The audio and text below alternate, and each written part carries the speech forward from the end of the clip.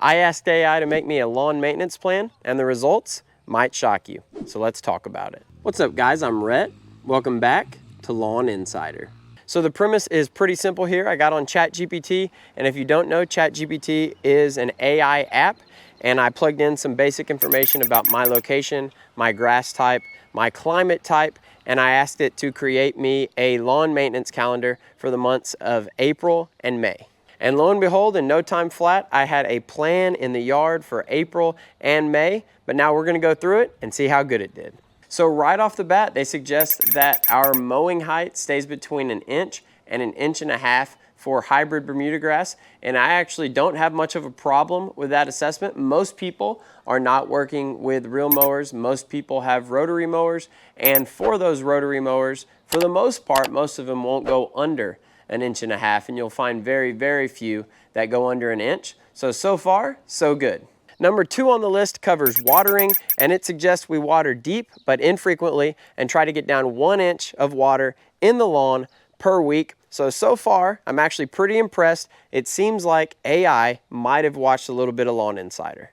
Number 3 on the list covers fertilizing, and AI wants us to put out a high nitrogen fertilizer in mid-April to push growth, and they want that fertilizer to be something specifically formulated for Bermuda grass. And this is actually where I have my first small disagreement with the AI. First of all, I think that we can put out our first fertilizer application earlier in the year, so early April, late March, because of the weather patterns and climate we have in this area. It tends to be warmer. And second of all, I don't think it's really important to have a fertilizer that's specifically formulated for a turf type. It's more important to match your fertilizer for your soil. So I would always suggest to get a soil test. I didn't get one this year, but I have gotten them in years past. I have a pretty good idea of the needs of my soil. So I would always just say to choose your fertilizer based on your soil. 4th thing on the list covers weed control, and it wants us to hand pull any weeds that we see in the lawn,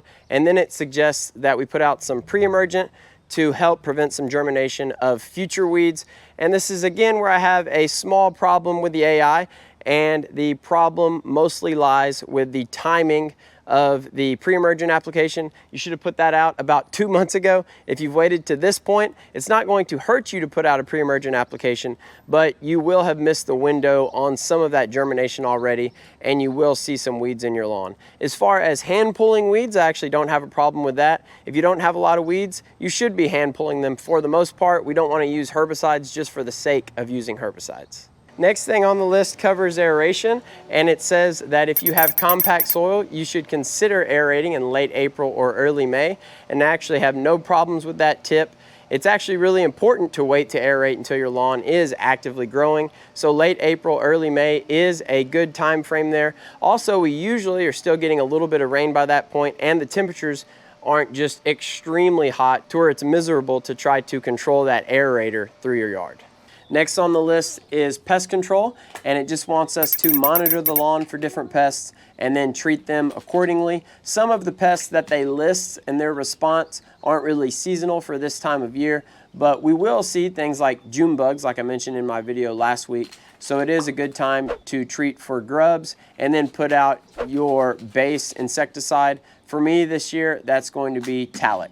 7th thing on the list covers disease control, and it wants us to take a very similar approach as we did with the pest control. Basically just monitor the situation and treat accordingly. I think this is great advice actually for fungicides. You don't want to just go around putting fungicides out on your lawn willy-nilly, and the time frame makes sense. The 8th step, last but not least, is maintenance. Just taking care of problems as they arise in the lawn. And that might sound simple, but it's good advice. The more man hours you spend in the lawn, the more time mowing, edging, trimming, plugging thin spots, it's going to pay off in dividends, and you're going to be able to tell the difference, and you're going to have a leg up on your neighbors. So overall, I would have to say that I think AI actually did a heck of a job. They gave a clear, concise 2-month plan. It was easy to follow. It covered all the basics.